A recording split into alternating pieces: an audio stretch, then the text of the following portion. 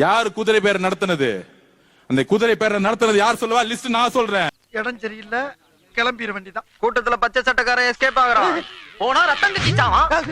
பாஷியம் கம்பெனியுடைய owner broker வேலையை பார்த்தாப்ல. அட பேயில மோன், நீ புரோக்கரா? நீ அந்த மாதிரி புரோக்கரா? நீ கேட்ட ஒவ்வொரு கேள்வி என்ன செருப்பால் அடிச்ச மாதிரி இருக்குடா.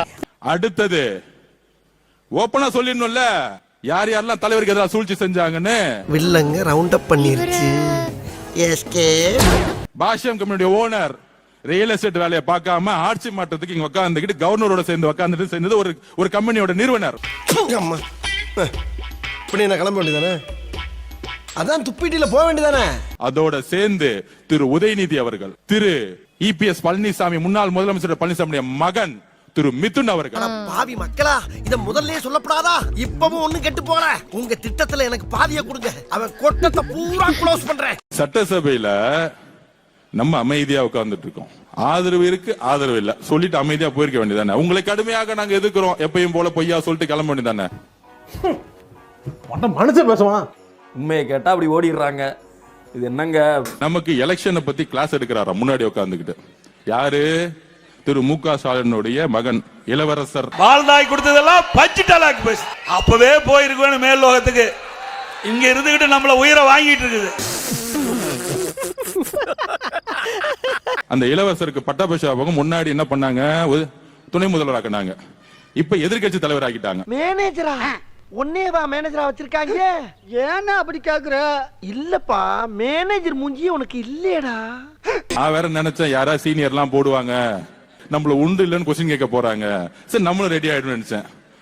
இந்த குடும்பம் என்னைக்கும் திருந்தவே திருந்தாது. நீ மாறவே மாட்டியாடா. அது எப்படிப்பா உடம்போட ஊர்னது மாறும்? உப்பு தண்ணில ஒரு வாரம் உன்னை ஊற வச்சு 4 தட்டு தட்டினா எல்லாம் மாறிடும். இவ்வளவு அடிப்பட்டாலும் திருந்தவே திருந்தாது. பட்டாபிஷேகம் பண்ணி தான் குடும்பத்தை தூக்கி போட்டாங்க மக்கள். நீ நேர்மையா நடந்தா இந்த கதி வந்திருக்க. இந்த மாதிரி கெட்ட வார்த்தையில பேசாத. செத்து போன்னு சொல்லி சாகுற. நேர்மையா இருந்தா என்ன அர்த்தம்? அதுக்கான பொது வழக்கு வந்து சொல்றாரு நம்ம கிட்ட, நீங்க 35% ஓட்டு எடுத்துட்டீங்க, மக்கள் உங்களுக்கு எதிராக 65% இருக்கிறாங்க. இப்பயும் தெரிஞ்சுக்குவாங்க நீங்க தேர்தல் அரசியல தோத்துருக்கீங்க. இதுக்கெல்லாம் காரணம் கிட்னினா. கிட்னியா? கிட்னினா தெரியாது? இங்கிலீஷ்ல கிட்னினா தமிழ்ல மூளைன்னு அர்த்தம். இளவரசர் உதய அவர்களே, நீங்க இன்னும் 90% ஜெயிச்சுட்டாங்க, சட்டசபையில உட்கார்ந்துட்டு இருக்கீங்க. கிளாஸ் எடுக்கிறதுக்கு ஒரு தகுதி வேணா? உங்க சொந்த அப்பா குளத்தூர்ல தோத்துட்டாங்க உட்கார்ந்துட்டு இருக்காரு. ஏண்டா பஞ்சாயத்து போட்ட டிவி நோண்ற மாதிரி போறே வரேன் பூரா அதையே பிடிச்சு நோண்றீங்கடா. அப்பாக்கு ஆறுதல் கொடுக்காம அவர் பாவம் தோத்துட்டோமே, 50 வருஷ அரசியல் வாழ்க்கை. அத வேற ஞாபகப்படுத்திட்டீங்க. நெஞ்சமெல்லாம் பொண்ணு அறக்கு தம்பி, மறக்க முடியல. 234 தொகுதியிலும் போய் வெற்றி பெறுவோம்னு போயிட்டு வந்தேனே, கடைசியில குளத்தூர்ல தோத்துட்டேன்னு உங்க அப்பா உட்கார்ந்துட்டு இருக்கும் போது வீட்டுல போய் ஆறுதல் சொல்லாம சட்டசபையில் அப்படி நிமிர்ந்து நின்னு பேசுறாராம், நமக்கு அட்வைஸ் பண்றாராம். உட்கார்ந்துட்டு திமிரா உட்கார்ந்துட்டு பேசிட்டு கூடாது. ஆளாளுக்கு பெரிய நீங்க தான் பெரிய அறிஞர்கள், பிறக்கும் போதே 6-7 மூளை வச்சு உங்களுக்கு படைச்ச மாதிரியும் நாங்கெல்லாம் களிமண் நம்ம வச்சிருக்கிற மாதிரி மண்டைக்குள்ள ஒழுங்கா இருக்கணும். சும்மா இங்க தேவையில்லாத வேலையெல்லாம் பேசிட்டு கூடாது. 2006 உங்க தாத்தா கலைஞர் அவர்கள் இருக்காரு, கலைஞர் கருணாநிதி அவர்கள் 26% வாங்கிட்டு முதலமைச்சர் ஆனாரு. எங்க தாத்தா 26% தான் வாங்கினாரு. சொல்லுங்க, 74% எதிர்த்து நின்னாங்க மக்களு. அதனால அவர் தலைவரே கிடையாது. பேசுங்க. நம்ம ஒரு பக்கம் வண்டியை திருப்புனா அது ஒரு பக்கம் போதடா கடவுளே. நாங்க ரோட்ல இருந்து வந்திருக்கோம், நீங்க உங்க அப்பா தலையில மகுடத்துல இருந்து வந்திருக்கீங்க. உங்க அப்பா இனிஷியல் இல்ல, ஒரு தொகுதியை தனியா நின்று ஜெயிச்சு காமிச்சிருங்க, 6 வருஷம் ஆசில் விட்டு போயிடுறேன். உதயநிதி ஸ்டாலினுடைய அப்பா பேர் எடுத்துருங்க, தாத்தா பேர் எடுத்துருங்க. பியோர் குவாலிஃபிகேஷன்ல ஒரு பிரைவேட் கம்பெனில வாட்ச்மேன் வேலை வாங்க சொன்னாங்க. ஊரே ஒண்ணு சேர்ந்து காரி துப்புதுடா. வீடியா என் மூஞ்சில காரி துப்புறதுக்காக ஊரே ஒண்ணு சேர்த்து நினைச்சு சந்தோஷப்படியா. திரு மு.க. ஸ்டாலின் அவர்களுடைய குடும்ப வாரிசை தூக்கி போட்டு, திரு கலைஞர் அவர்களுடைய பேரை தூக்கி போட்டு, திமுக கட்சியை விட்டுட்டு தனியா நின்னு ஒரு தொகுதியை ஜெயிச்சு காமிங்க. நம்ம அப்பனும் அவன் கூட சேர்ந்து நம்மள அடிப்பான் போல் இருக்கு. என் மாவன் அதுக்கெல்லாம் சரிப்பட்டு வர மாட்டான். டேய் பெத்த அப்பனே சொல்லிட்டான், சவுட் கிளியர் ஆயிடுச்சுல, கிளம்புடா. அந்த இடத்துல கொஞ்சம் ஸ்கெட்ச் போட கொஞ்சம் தவறிட்டோம். சேப்பாக்கத்துல எல்லா போக்கஸ் அவங்க அப்பா மேல இருந்துச்சு. அடுத்தது வச்சுக்கலாம்.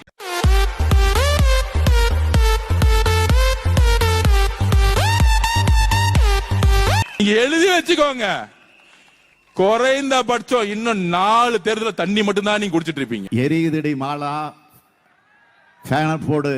நம்ம கிட்ட கிளாஸ் எடுக்கிறாரு தேர்தல் அரசியலை பத்தி சட்டசபையில வந்து. அன்னைக்கு நான் எந்திரிக்கலான்னு இருந்தேன். என்ன பிரச்சனை? ஒரே சத்தமா இருக்கு. ஒண்ணு இல்லண்ணே, இது சாதாரண கேஸ். அண்ணன் வரும்போதே சொல்லிட்டாரு, இனி ஒன்லி நம்பிக்கை வாக்கெடுப்பு தான், நீங்க நம்ம எல்லாம் பேச வேணாம், நீங்களா வெளியே போங்க. ஒண்ணு என்ன சொல்ற? ஒன்னே வர ஏத்து பேசுறானுவா? சித்தப்பா, இதெல்லாம் நீங்க தலையிடக்கூடாது, கிளம்புங்க. பாவம் எலெக்ஷன் டைம்ல தான் பேச முடியல, இப்ப பேசட்டும். ரொம்ப அடி வாங்கியிருக்காங்க. சரியான ஆம்பளை யாரோ ஏரியா கோயா. ஏதோ ஏரியா. ஏரியாக்கு வாயா நீ. ஏரியா சொல்லு. வாடா. அடிச்சா அழுவாங்கல்ல, அழுது கலந்துட்டு சட்டசபை விட்டு ஓடி போயிடுவாங்க. சொன்ன மாதிரியே பேசிட்டு ஓடி போயிட்டாங்க. சட்டத்தை போடு. தமிழ்நாட்டில் படிப்படியா மூடுவதற்கு முயற்சி பண்ணு. இந்த மூடிட்டார்ல, 217 கடையை மூடுறாருல, அப்ப பாராட்டக்கூடாது. வாயை மூடிக்கிட்டு இருக்க. எத்தனை முறைங்க கேட்டான் திமுக, எத்தனை முறை கேட்டான், அதுலயே வாங்கலையே அவங்க எந்த கோரிக்கையும். அப்ப நல்லா கேட்டுக்குங்க விஜய் ரசிகர்களே, இல்ல டிவிகா காரர்களே. 108 தொகுதி, அந்த 108 தொகுதி பத்தாது. ஆனா சிங்கிள் மேனா ஜெயிச்சிருக்கிறாரு. நாங்க 10 பேர் கூட்டணி, அவங்க ஒரு 20 பேர் 20 பேர், அவங்க 10 பேர் கூட்டணி, ரைட்டா? இவர் சிங்கிள் மேன் வெற்றி பெற்றிருக்கிறார். சிறப்பு, பாராட்டுகள். ஆனா அவர் ஆட்சி அமைக்க பத்தல. அவர் எங்க போயிருக்கலாம் நினைச்சிருந்தா? பிஜேபி அதிமுக பக்கம் போயிருக்கு. நீ நினைக்கிற பிஜேபி ஒரு ஆளுதான் அங்க போய் கேட்டிருந்தா அமித்ஷா எல்லா வேலையும் செஞ்சு கொடுத்து 108 வச்சு ஆட்சி அமைக்கன்னு இருப்பாங்க, அப்பவே கொடுத்துருப்பாங்க. நீங்க பயங்கர நல்ல விவரமான நெறியாளர். முடிஞ்சா போனாராங்க. சரி, அவங்கள்ட்ட தான் போனப்பா. இந்த இவங்கள்ட்ட 4 எம்எல்ஏ இருந்துச்சா, பாட்ட போயிருக்கலாம்ல, போனாரா? சரி, அதுதான் வேணாம். ஏடிஎம் கிட்ட போவோம். எடப்பாடிட்ட போனாரா? நேரம் எங்க வந்தாரு? கரெக்டா விசிகா, கம்யூனிஸ்ட், இந்திய முஸ்லீம் லீக் இங்க தான் போனாரு. இதுக்கு தாங்க பாராட்டு தெரிவிக்கிறேன் நான். ரைட் தம்பி உதயநிதி ஸ்டாலின் அவர்களே, நீங்க கூட்டணியில தான் இருக்கிறீங்க, நாங்களும் இப்ப கூட்டணி தொடர்ந்துகிட்டு இருக்கிறோம். வேங்கவையில அவன் மலத்தை கலந்துட்டாங்க, குடிச்சுட்டான்றது ஒரு சங்கித்தனமான செயல் தானே. உங்க அப்பாவுக்கு தான் வயசாயிருச்சு, போக முடியல, நீ ஏன் அங்க போகல? நான் கேட்ட கேள்விக்கு நியாயமா பயிற்சி. ஒருத்தர் நல்லா புல்லட் ஓட்டுனான்றக்கா சொந்தத்துல கையை வெட்டினாங்களா வெட்டலையா? ஒருத்தர் நல்லா கபடி விளையாடுற கையை விரல வெட்டினாங்களா வெட்டலையா? ஆணவ படுகொலைகளை தடுப்பதற்கு தனிச்சட்டத்தை உருவாக்க வேண்டும் என்று முழங்கி கொண்டிருக்கிற அந்த காலகட்டத்தில் தம்பி கவின் கொலை செய்யப்படுகிறார். அங்க போனீங்களா? யார்கிட்ட பிலிம் காட்டி இருக்கிறீங்க? நான் நேரடியா கேட்கறேங்க, கூட்டம் தாங்க இருக்கிறேன், ஒன்னும் பயந்துக்கலாம் இங்க இல்ல. சங்கத்தமிழ் இந்த 7 நாள்ல எவ்வளவு ஸ்டேட்மெண்ட், அதுவும் இப்போ அந்த ஸ்டேட்மெண்டோட அந்த எழுத்து நடைமுறையெல்லாம் கூட மாத்திட்டாங்க. அதெல்லாம் ரொம்ப தப்பு பண்றாங்க. ஏதோ இவங்க அப்படியே அப்டேட் ஆயிட்டாங்கன்னா அவர் ஜென்சியை பிடிச்சிட்டா, நாங்களும் ஜென்சியை பிடிச்சிட்டோம்னா ஒன்றை போல் ஒன்று வராது. நீங்க காப்பி அடிக்கிறீங்க, இவர் ஏப்பிங் தோத்துருவீங்க. நீங்க தோத்துட்டீங்க, தொடர்ந்து தோப்பீங்க. இங்கிலீஷ் வார்த்தை கலந்து தமிழ்ல ட்வீட் போட்டா மக்களை வெல்றதுல கோட்டை விட்டுட்டு நிக்கிறீங்க, மக்கள் மனங்களை வெல்வதில் கோட்டை விட்டு நிக்கிறீங்க. கோர் ஓட் பேங்கா உங்ககிட்ட அண்ணாவும் கலைஞரும், குறிப்பா கலைஞர் உங்களுக்கு சேர்த்து வச்சுட்டு போனார் இல்லையா சொத்து, பொலிட்டிக்கல் கேபிட்டல், அதை இன்னைக்கு விஜய் கிட்ட இழந்துட்டு நிக்கிறீங்க. இது எத்தனை திமுக காரங்களுக்கு புரியுதோ அவங்க பழிச்சுப்பாங்கன்னு என்னது, அவர்கள் அளவில் அவர்கள் தப்பித்துக் கொள்வார்கள். இல்லைன்னா தொடர்ந்து தோல்வியை தான் சந்திப்பாங்க. நீங்க சந்திக்கிற புதிய எதிரிங்க இது எம்ஜிஆரோ ஜெயலலிதாவோ கிடையாது. இது வேற, இந்த எனிமி வேற, இந்த எனிமி வேற. அது உங்களுக்கு இன்னமும் புரியல. Social media. திருச்சி தேர்தல் எங்களுடைய தளபதி போட்டியிட வேண்டும் என்ற தீர்மானத்தை இன்றைக்கு காலையில் நாங்கள் வச்சிருக்கோம். எங்களுடைய தன்ன தொகுதி எப்படி தெரியுமா, அப்படியே சிங்கப்பூர் மாதிரி மாத்தி வச்சிருந்தாரு.